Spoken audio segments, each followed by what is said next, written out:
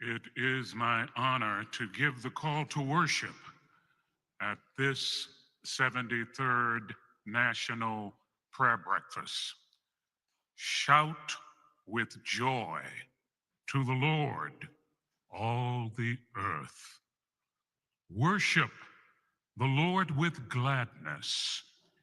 Come before him singing with joy.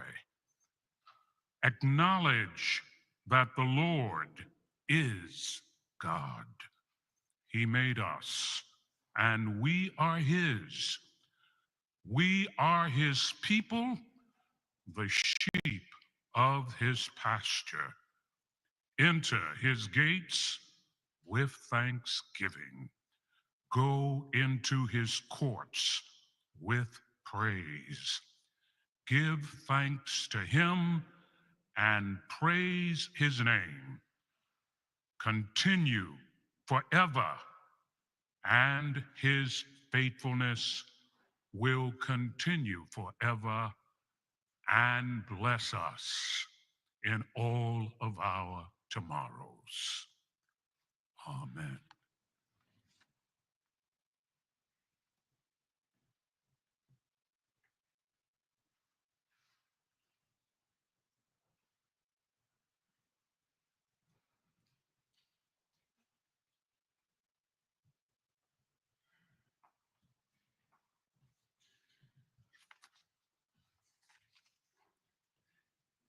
This reading is from 1 Corinthians chapter 13. If I speak in the tongues of men or of angels, but do not have love, I'm only a resounding gong or a clanging cymbal. If I have the gift of prophecy and can fathom all mysteries and all knowledge, and if I have a faith that can move mountains, but do not have love, I am nothing. I give all that I possess to the poor and give over my body to hardship that I may boast, but do not have love, I gain nothing. Love is patient, love is kind. It does not envy. It does not boast. It is not proud. It does not dishonor others. It is not self-seeking. It is not easily angered. It keeps no record of wrongs. Love does not delight in evil, but rejoices with the truth. It always protects, always trusts, always hopes, always perseveres. Love never fails. Where there are prophecies, they will cease. Where there are tongues, they will be stilled. Where there is knowledge, it will pass away. For we know in part, and we prophesy in part, but when completeness comes, what is in part disappears. When I was a child, I talked like a child, I thought like a child, I reasoned like a child. When I became an adult, I put the ways of childhood behind me. For now, we see only a reflection in a mirror, but then we shall see face to face. Now I know in part, then I shall know fully, even as I am fully known. And now these three remain: faith, hope, and love. But the greatest of these is love. Join me in. Lord, teach us to love as you have loved us. May we reflect your patience, kindness, and truth in all we do. Help us to embody faith, hope, and love, remembering that the greatest of these is love. Amen.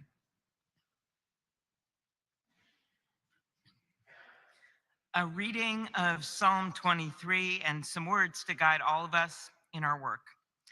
The Lord is my shepherd, I shall not want. He maketh me lie down in green pastures.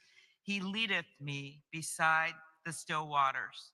He restoreth my soul. He leadeth me in the paths of righteousness for his name's sake. Yea, though I walk down the valley of the shadow of death, I will fear no evil, for thou art with me. Thy rod and thy staff, they comfort me. Thou preparest a table before me in the presence of mine enemies. Thou anointest my head with Oil, my cup runneth over. Surely goodness and mercy shall follow me all the days of my life, and I will dwell in the house of the Lord forever. And the people respond, the Lord is our shepherd, we shall not want. In green pastures and still waters, he restores our souls. Even in the darkest valleys, we will fear no evil, for his presence is our comfort and strength. Surely his goodness and mercy will follow us all our days, and we will dwell in the house of the Lord forever. Amen.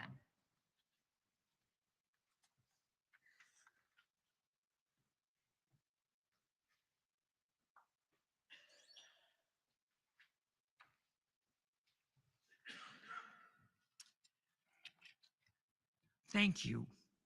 It's always a distinct privilege and joy to hear the Naval Academy Glee Club and the Marine Corps Band. The Naval Academy Glee Club has moved and delighted audiences since 1845 in venues from Carnegie Hall to the Vatican. The Marine Corps Band has performed at nearly every inaugural. They accompanied Lincoln when he went to dedicate a cemetery at Gettysburg. They helped us hail the unveiling of the Statue of Liberty, and they welcomed Winston Churchill to the White House. Truly, the story of America has always been accompanied by the rhythms and harmonies of the Marine Corps Band and the Naval Academy Glee Club. And as we give them a warm welcome, please rise and join them as they lead all of us in song.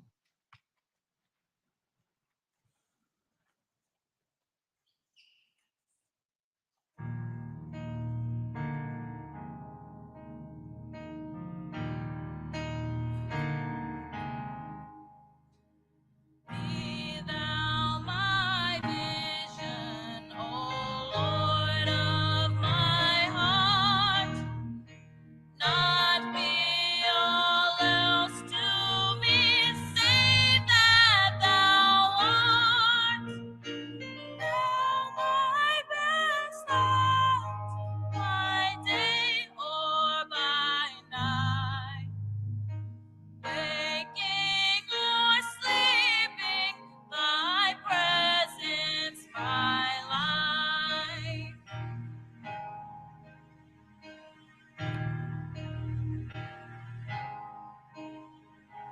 Be thou my wisdom, and thou my true word. I ever with thee, and thou with me, Lord. Thou my great Father, my guiding child. Thou in me dwelling, with me reconciled.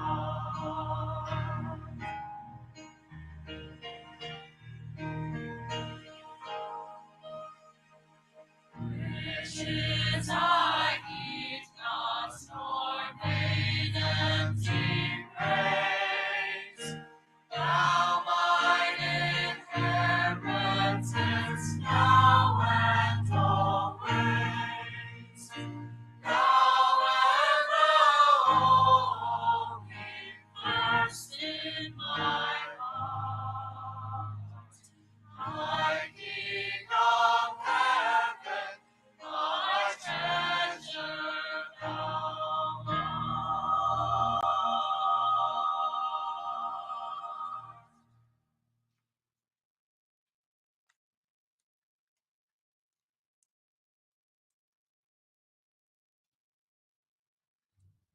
Ladies and gentlemen, please welcome the 47th President of the United States, Donald J. Trump.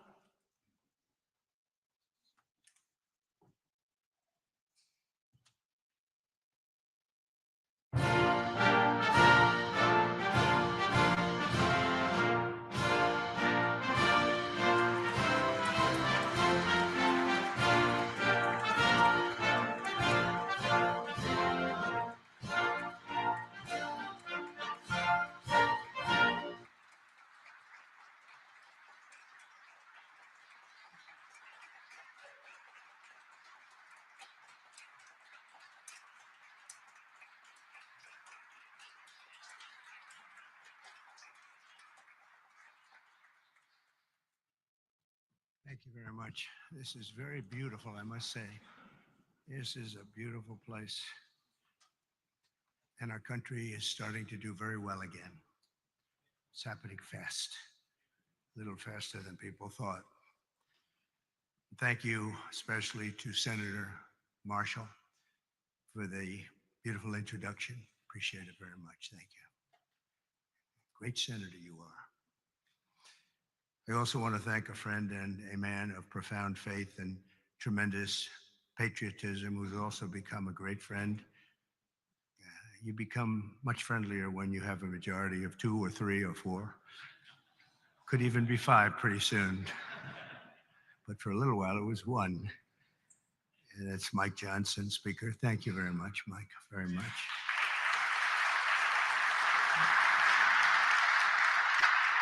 And thanks as well to somebody who's doing a fantastic job, Senator Thune. Thank you very much, Senator. It's not easy. It's not easy. It's really great. And Leader Scalise, Steve, wherever you may be, I know I think you're here someplace. There he is, a brave guy too. A brave guy, I always say it. And Senator Chuck Schumer. Chuck, thank you very much. Thank you. Senator Hassan, thank you very much. Thank you, very nice to see you. Congress.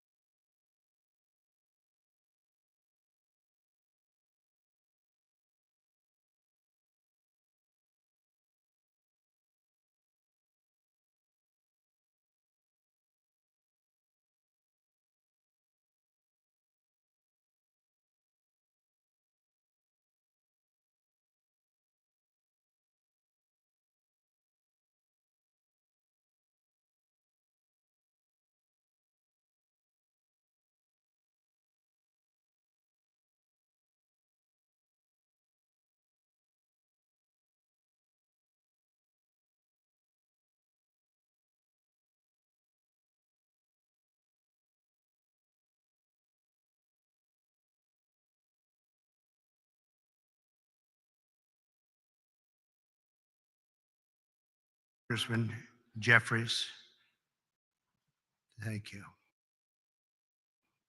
And many other very distinguished leaders in the room. It's a great group of people. If we could ever come together, it would be unbelievable. May not happen, but it should, and maybe it will. From the earliest days of our republic, faith in God has always been the ultimate source of the strength that beats in the hearts of our nation. We have to bring religion back. We have to bring it back much stronger. It's one of the biggest problems that we've had over the last fairly long period of time. We have to bring it back. Thomas Jefferson himself once attended Sunday services held in the old House chamber on the very ground where I stand today. So there could be nothing more beautiful than for us to gather in this majestic place. It is majestic, and reaffirm that America is and will always be one nation under God. At every stage of the American story, our country has drawn hope and courage and inspiration from our trust in the Almighty. Deep in the soul of every patriot is the knowledge that God has a special plan and a glorious mission for America. And that plan is going to happen. It's going to happen. I hope it happens sooner rather than later. It's going to happen. And it's His hand that guides us every single step of the way. And all of you and the things we have to do is to see the defining role that faith and prayer have played in the life of our nation. And you just have to look at this building, and you can look at each other. You can really look at each other. It's defined almost everyone in this room. I think faith has been very strong with the people in this room. Just steps away from here in the Hall of Columns is the statue of John Winthrop, who famously proclaimed that America would stand as a city upon a hill, a light to all nations, with the eyes of all people upon us. Today, almost 400 years after that famous sermon, we see that with the Lord's help, the city stands taller and shines brighter than ever before, or at least it soon will. In that same hall, we also find the statue of the great Roger Williams, who founded the state of Rhode Island, named its capital city Providence, and built the first Baptist church in America. It's Williams that we have to thank for making religious liberty part of the bedrock of American life. And today we must protect the fundamental freedom with absolute devotion. We must stand strong, just like generations of Americans have done on the battlefields all around the world. Feet away from the magnificent rotunda, another statue watches over visitors to the Capitol. George Washington, the founder of our country, often called for Americans to join together in prayer, very often. And more than 2 centuries later, this morning, we heed President Washington's wisdom and follow in his mighty footsteps. He was a strong man and of great religious strength. The stories of legends like Washington, Winthrop, and Williams remind us that without faith in God, there would be no American story. Every citizen should be proud of this exceptional heritage. We have an unbelievable heritage, and we have to use that and make life better for everyone. That's why, as we approach the 25th times 10 anniversary, think of that, 250 years we'll be celebrating next year of our country's founding. I have signed an executive order to resume the process of creating a new national park full of statues of the greatest Americans who ever lived. We're going to be honoring our heroes, honoring the greatest people from our country. We're not going to be tearing down, we're going to be building up. It would be called the National Garden of American Heroes. Some of you will be on that soon to be hallowed ground. Some of you, let's see, I can pick a few of you right now by looking. There's a couple of you right now I can see. Let's see. It's the president's sole opinion. And I've given myself a 25-year period. And then somebody else. By that time, it'll be very, very built up. No, it will be something very special. And I hope that Congress will fully fund this wonderfully unifying project at the first possible opportunity. It's not going to be a lot of money, going to be very important, however, so that more of our people can be inspired by the faith and courage of patriots like those who we honor in these halls. One of the incredible Americans whose memory my order will celebrate is also recognized with a statue in the Capitol representing the great state of North Carolina. And that's a man known who everybody loved, Reverend Billy Graham. He was something. My father used to take me to watch the Crusades. He would take me to Yankee Stadium.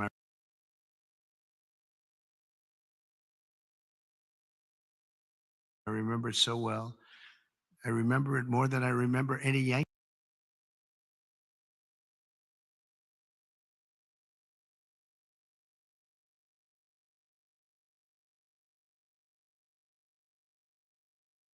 game, and I've seen a lot of Yankee games. Can you believe it? And Billy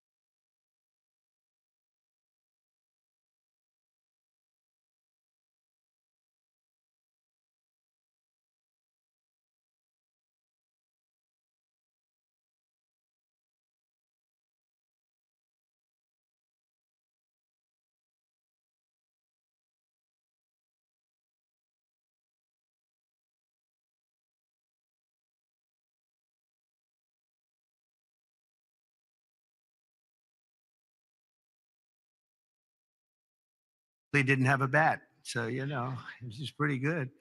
It was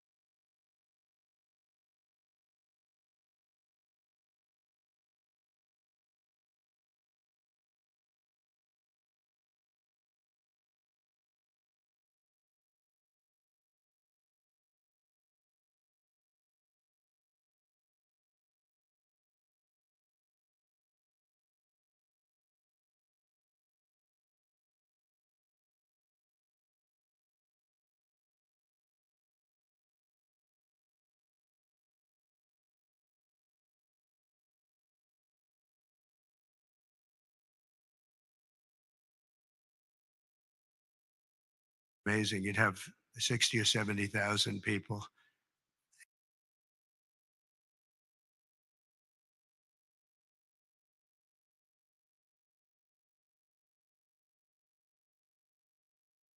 And they loved him. They loved him. I saw him with Franklin. I don't know if Franklin's here. I just don't know, but I've gotten to know Franklin. He's done a great job with helping on tragedies and problems like in North Carolina, California. He's always the first one there. The work he does is, his father's very proud of him, I can tell you that. But Billy Graham was very special. One floor below us, Reverend Graham's statue stands with an open Bible. The page turned to a letter from the Apostle Paul, which reads, "Let us not grow weary of doing good, for in due season we will reap if we do not give up." Never give up. Never, ever give up. You can't. How about me? If I would have given up, I would not be here right now. Who the hell knows where I'd be? It might not be a good place. If it was up to the Democrats, it would not be a good place at all. Never, ever give up. There could be no better message for the leaders gathered here, and you are real leaders. And we must never give up, and we must never grow tired. We must never grow weary, and we always must practice good. As you know, last week, only a few miles from here, our nation witnessed a terrible tragedy when 67 people were killed in a horrible accident near Reagan Airport. As one nation, we take solace in the knowledge that their journey that night did not end in the icy waters of the Potomac, but in the warm embrace of a very loving God. None of us knows exactly when our time on earth will be over. You never know. A truth I confronted a few short months ago when there was an incident that it was not fun. It was not a good thing. But God was watching me. The chances of me being here, my sons are shooters. They're really good shooters, Don and Eric. And they said the chances of missing from that range with that gun are, but Don equated it to a 1-foot putt. That's pretty bad. 2 feet I can see missing, but 1 foot you can't miss. It was the equivalent of a 1-foot putt is what he told me. He said, in fact, he gained some religion. He went up 25%. And if you know him, that's a lot. But he said there had to be somebody that saved you, and I think I know who it is. And he looked up, and I said, "Whoa, Don, you've come a long way." He's a good guy, but my 2 sons just really couldn't believe it. Had I not turned that right turn just at that time, and the audience, 55,000 people standing this way, there were just a few people in the back on the bleachers. There was nobody over there except for my all-time favorite chart in history, a chart on immigration. Immigration saved my life, see? So we're going to be good for immigration, okay? But had I not made that turn, boom, and quickly, it was almost as though a deer bolted. You know, they say the only way you miss when you're a good shot is if it bolts. I bolted. I turned to the right to look at the chart and I said, wow, what was that? What was that? So you never know, but God did that. I mean, it had to be the chances of turning. There's no reason to turn to the right. You know, the chart is rarely brought down. I brought it down maybe 20% and 20% of the time. And it's never on my right. It's always on my left. And it's always at the end of the speech, never the beginning of the speech. And if I was a little more than that 90-degree angle, it would be no good. And if I was a little less, it would be no good. It had to be perfect. Thing went right along the edge. It didn't affect my hair. Can you believe that? Might have touched it, but not where it counts. Not the skin part.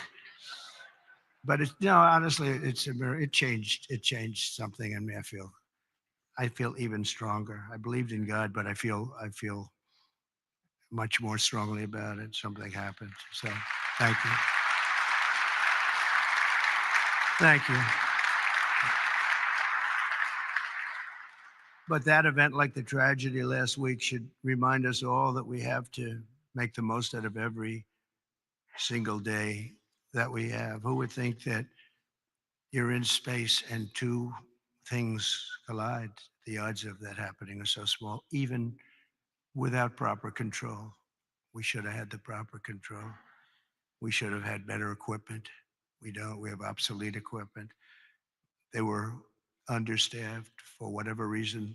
I guess the helicopter was high, and we'll find out exactly what happened. But the odds, even if you had nothing, if you had nobody, the odds of that happening are extremely small. It's like, did you ever see you go to a driving range in golf and you're hitting balls, hundreds of balls, thousands of hours? I never see a ball hit another ball. Balls going up all over the place. You never see them hit. It was amazing that that could happen.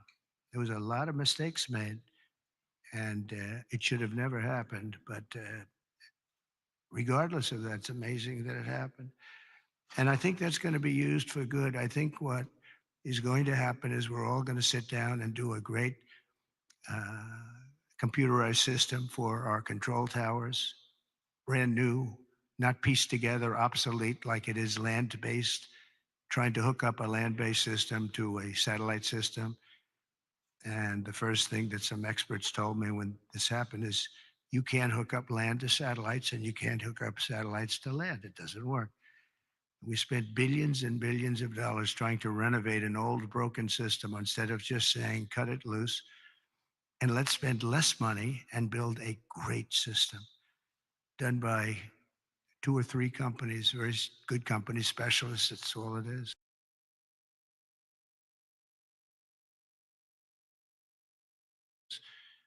They used 39 companies. That means that 39 different hookups have to happen.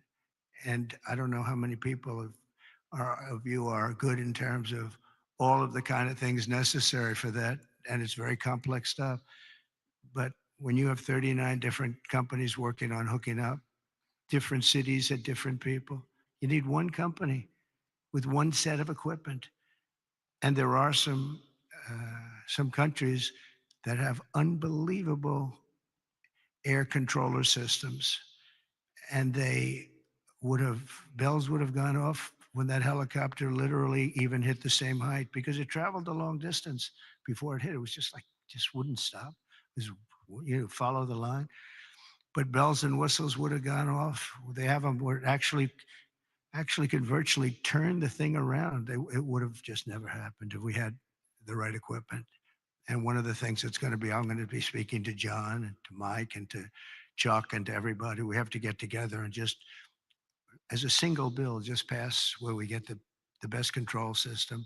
When I land in my plane, privately, I use a system from another country because my captain tells me I'm landing in New York and I'm using a system. I won't tell you what country, but I use a system from another country because the captain says this thing is so bad, it's so obsolete, and we can't have that. So we're going to have the best system and a lot of money, but it's not that much money.